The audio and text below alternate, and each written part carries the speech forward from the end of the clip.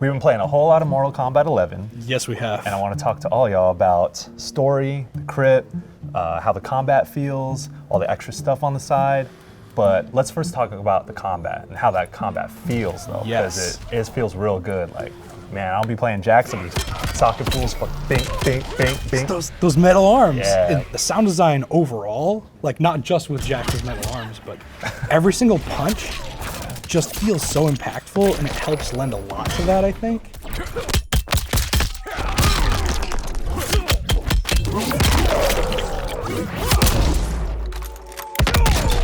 And the other really big thing coming from playing a lot of the older games is animations in Mortal Kombat haven't been that smooth or that, Sure. I guess, good is a way to put it. But these ones are actually great. Like, you can feel characters weight shift after they come out of like a kick.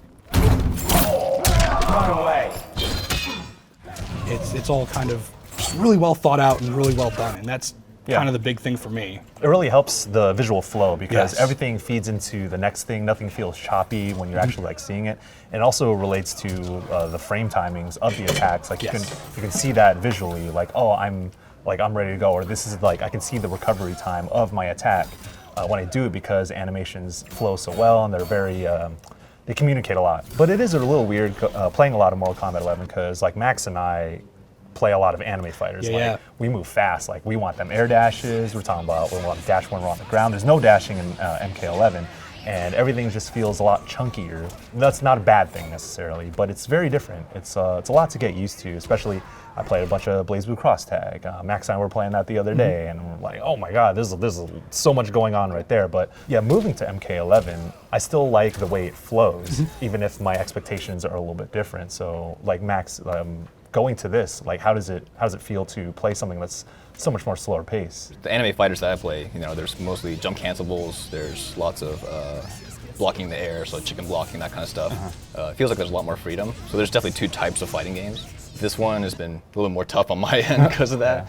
This makes it a lot more like frame trappy, neutral pressure kind of stuff. Yeah, and I know we're dropping a lot of fighting game terms. What Mortal Kombat 11 does, more so than any other game that I've seen, or at least any other fighting game I've seen, is the tutorials are so robust. So like we're talking about frame timings, we're talking about, I'm thinking about like zoning and pressure and like a lot of people are probably gonna come into this game like, what does that even mean? Well, the tutorial literally explains everything for you, but also puts you in the situations to kind of get acquainted with it. Because I play online, I get my ass beat down in the corner. I'm like, damn, what am I doing wrong? So then I go back to the tutorial and be like, what am I missing? What are the pieces that aren't coming together for me when I'm playing competitively? And having the tutorial as not just a way to teach you, but it's also a resource to refer to when I lose like 10 matches in a row, which has happened. My bad.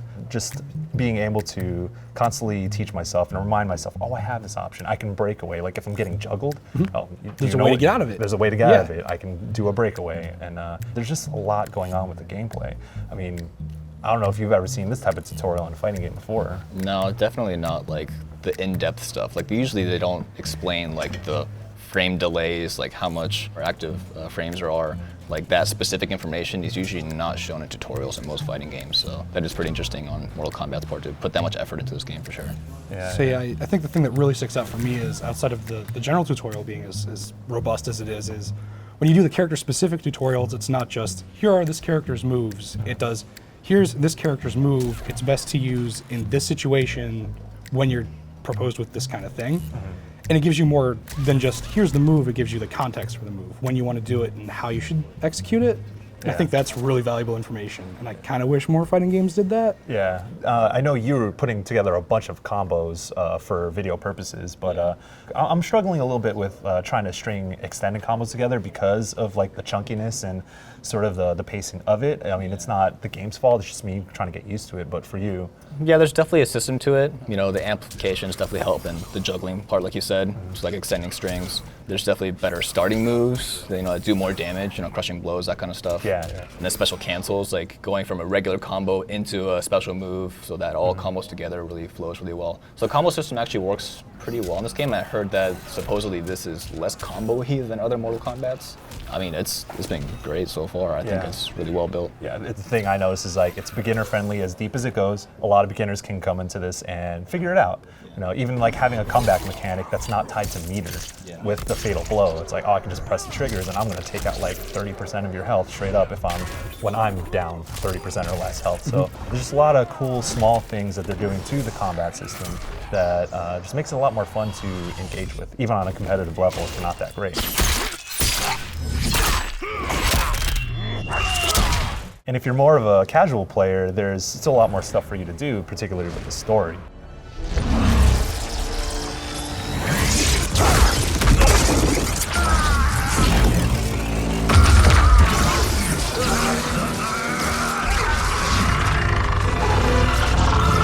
Be silent, Shinnok! Now I played all the story, and man, that's a treat. It's a whole cinematic story mode, and if you're familiar with NetherRealm games, like they did it with Injustice, they did it with previous Mortal Kombats 9 and 10, but there's something special about this one. I think it's in the character models and like the delivery of the lines and just kind of the set pieces and a lot of the callbacks to these characters you think you've known for like 25, 30 years. For example, like Katana is best girl. She's my favorite character in the game, dude. And she gets put in like so many cool situations.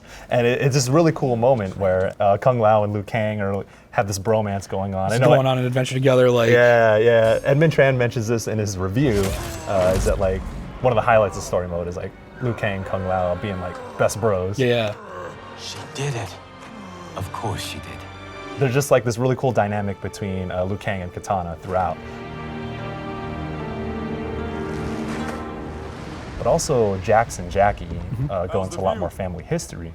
And that's because of this timeline, this sort of time manipulation with Kronika, who's the main villain. And then you'll see things like Johnny Cage and Johnny Cage. Young Johnny Cage dealing with older Johnny Cage is probably my favorite part, just because I love Johnny Cage as a character so much. Yeah. But seeing the dynamic of like older Johnny Cage being like, oh, why is he like this? What's wrong with him? And trying to like straighten him out and be like, no, don't say that to Sonya. Like, be nice to her. What are you doing? Yeah, Old Johnny's like, hey, show some damn respect, dog. And he's like pulling him by the ear and all that. It's so many good moments with that. Dad always said, hungry people eat lunch, humble people serve it. Dad was an asshole. Hollywood made us an even bigger one. A lot of players should play the story mode, not just because it's great, but you also get a bunch of coins that you can spend for cosmetics, because one of the big draws for MK11 is how much cosmetic stuff there is. Now, at the time of this discussion right now, NetherRealm is in the process of kind of changing things up because our only experiences with the launch style of the Crypt, which has been, I guess, a little shaky, I suppose. Prices have been real high. The whole economy balance of it all is what they're looking at, I guess.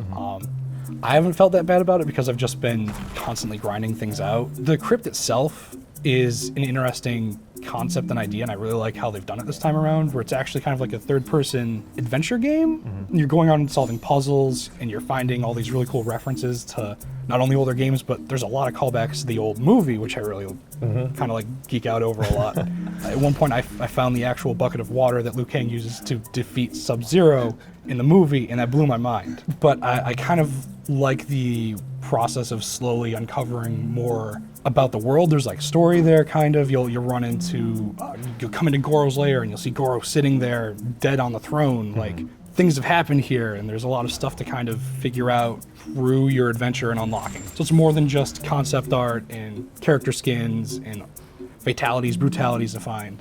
Yeah. There's kind of a cool story to do. I kind of find it a little frustrating though, the way the unlock stuff is structured. Like the Crypt, like you said, is like a cool concept. But, you know, opening chests and spending coins and like having all these different currencies is just, I don't know. It's like tedious for sure. Yeah, it's very tedious. Yeah. It's tedious. Because like usually like with randomized stuff like that. It's just a loot box, and you could just kind of get it over and over and over again. Yeah, but- that's the big thing too. Yeah, all the loot boxes are randomized. Yeah, and you have to go search for them. Yeah, and sometimes they'll have like key items inside of them that you need, or you'll need to pull items from outside of the crypt into the crypt to be able to progress. So I think there's you get an amulet for finishing the tutorial for the living towers. I forget what they're called exactly. The towers of time. Tower's time, yeah. You get an amulet from that you then take back to repair a statue in the actual crypt to progress the story in there. And it's kind of weird to kind of try to put your hands on exactly what you need to be doing because there's no way to kind of track it. But Yeah, I'm not a fan of the way unlocks work. At least they're not tied to premium currency. The way premium currency works is like the time crystals. You buy them, you can earn them, but at a pretty slow rate in the game. You also buy them, and then there's just like certain items that you purchase in the store. So there's no randomization with the monetization. Yeah, you mentioned the Towers of Time, which is supposed to be like a big draw for the game, but at least at launch, not the best that they can be. They're very difficult. They feel cheap. yeah, all the fights are very, very one-sided. You'll have a setup where you come in and you're like, okay, cool, I've got to fight Liu Kang and Kung Lao. Cool, that makes sense. The Shaolin monks, let's do it. And then when you get any of them down to 30% of their health, all of a sudden rockets start falling from the sky and there's a blizzard, so you get frozen in the air. There's no reason for it. Yeah. It's not fun. It's gotten to the point where I'll actually just have my AIs go through it while I'm trying to do other things because I don't want to like deal with it.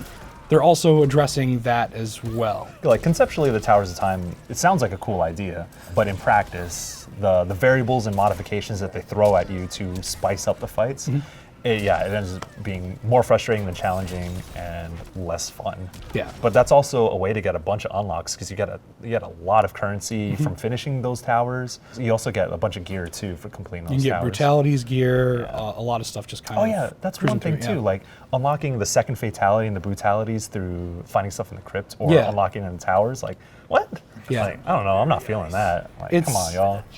It's a bit of a weird thing for sure. Round one, fight.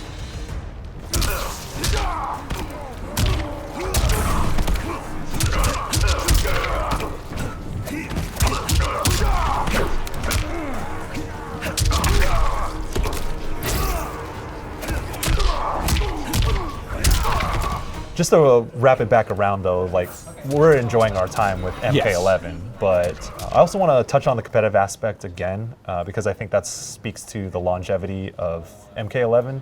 So I mean, I'm playing some online matches. I haven't had any connectivity issues. Yeah, it's been pretty smooth so far for me too. I had a couple when I was playing yesterday. I think there was just busy servers when they were first starting, but I mean, overall, it is definitely a much better online than most other fighters that I've seen so far.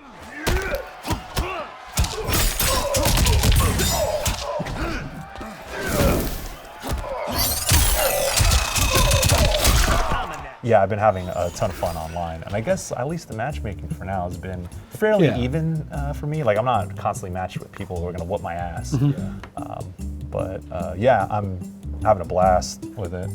Same. The combat just feels good. The fighting. We got to play a little bit over in the speed zone, like locally too, which was really fun yesterday. It's a great game to play, and I'm excited to see how they update it and adjust it, and what comes down the road with like DLC characters. So yeah, because that's really important for a fighting game to last. At least, I mean, we're going to see it at Evo, but I think the longevity of a fighting game really relies on updates and DLC and how that's handled. So here's hoping that MK11 has a long shelf life. yeah, for sure.